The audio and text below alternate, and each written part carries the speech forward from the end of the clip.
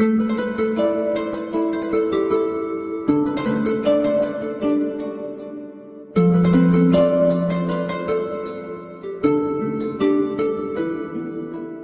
different systems of education, for example, the Montessori school and Waldorf, and a lot of different activity-based, almost awareness-based programs. So what makes the program here at your school different from some of these other types? Basically, what we have in our system is we have Montessori ideas here where there are bigger kids teaching the smaller kids, and it's a mixed age group, and the normalization completely works in a different way here.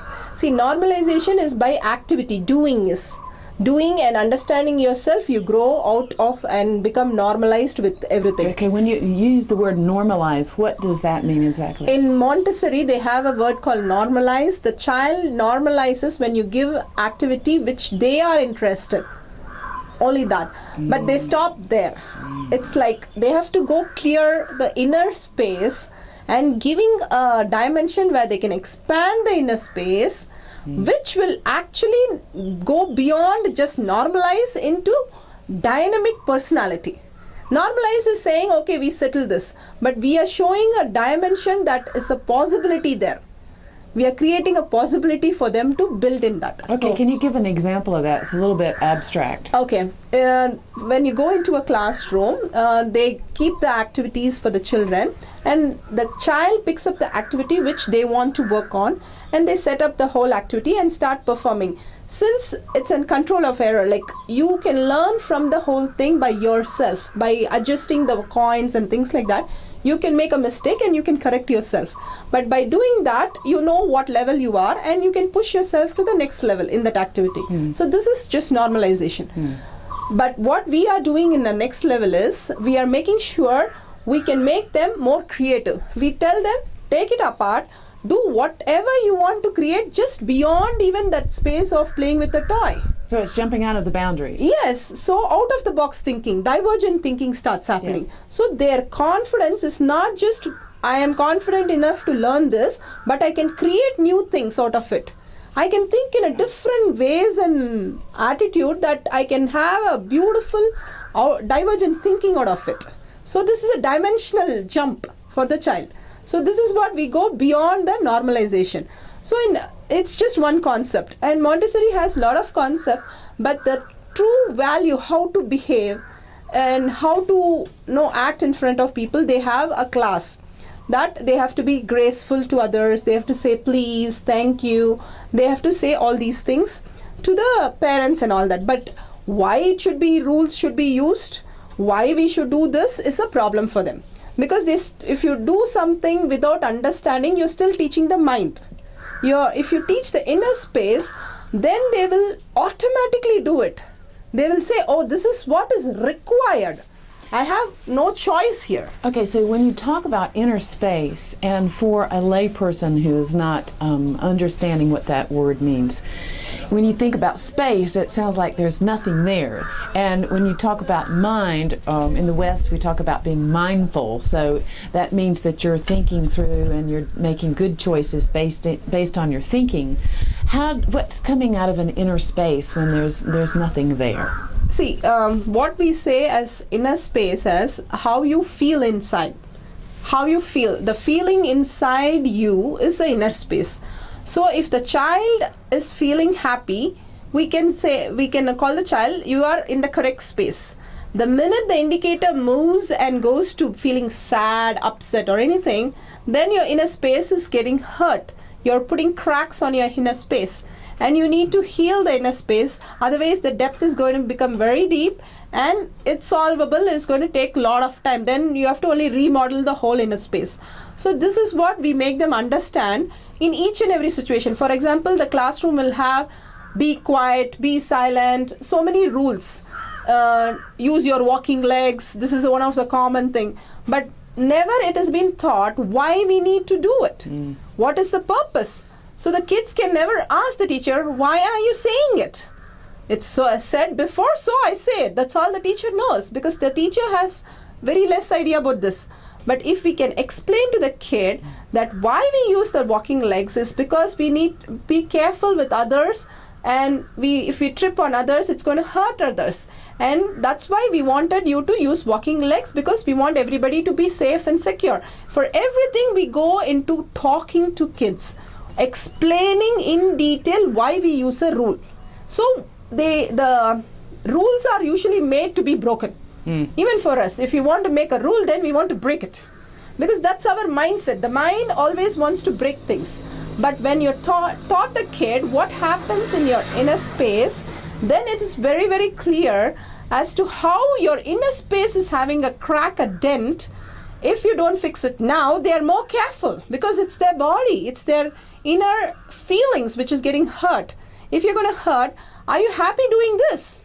Are you doing with your heart, or are you doing with your mind? We had other day the kid of around a 5-year-old, and they were all making fun of this 5-year-old kid, and 7-year and 8-year, they were making fun.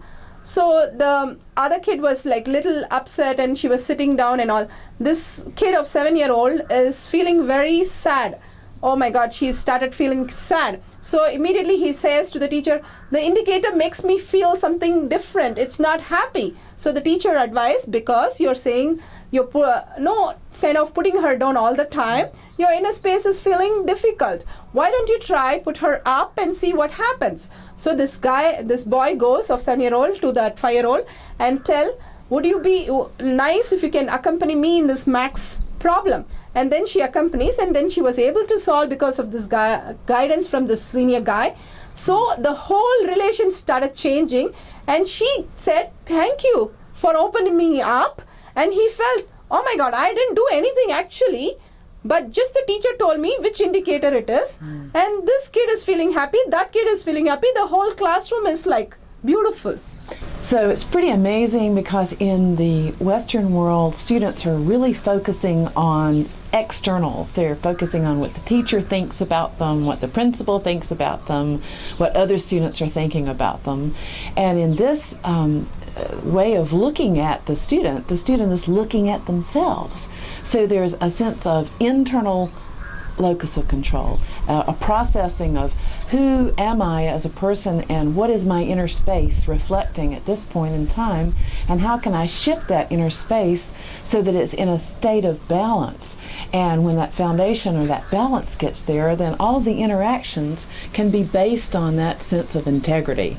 It's amazing. It seems very simple, but unfortunately it's something that's not taught in Western education.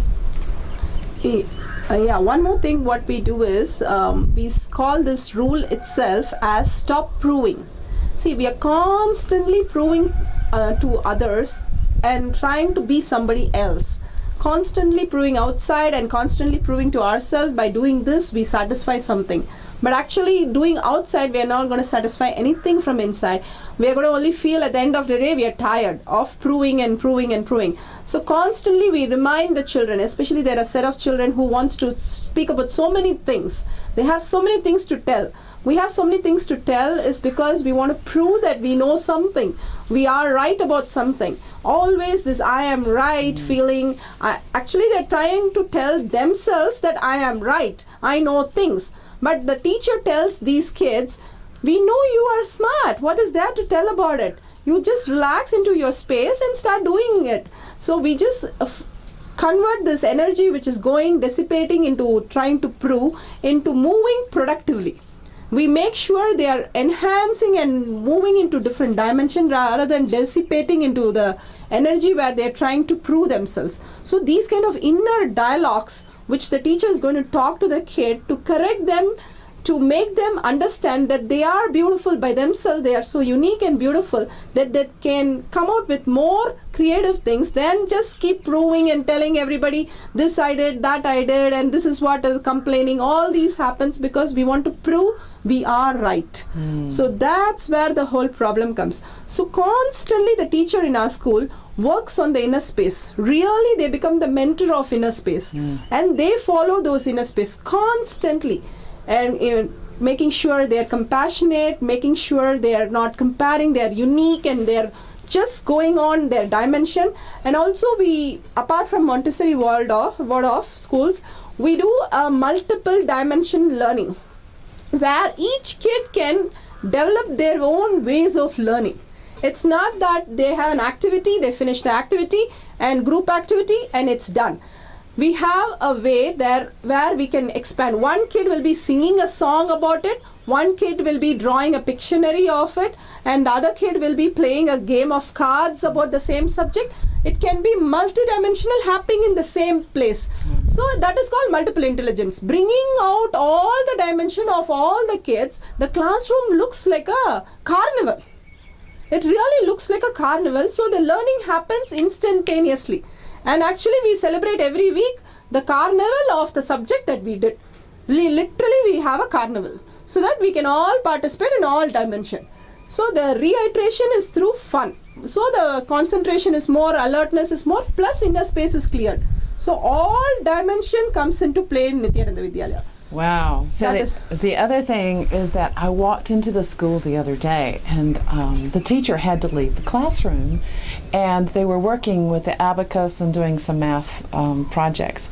And the first thing when I walked into the room, normally when another adult walks into the room, the students are distracted and they start to look at the person and ask them questions.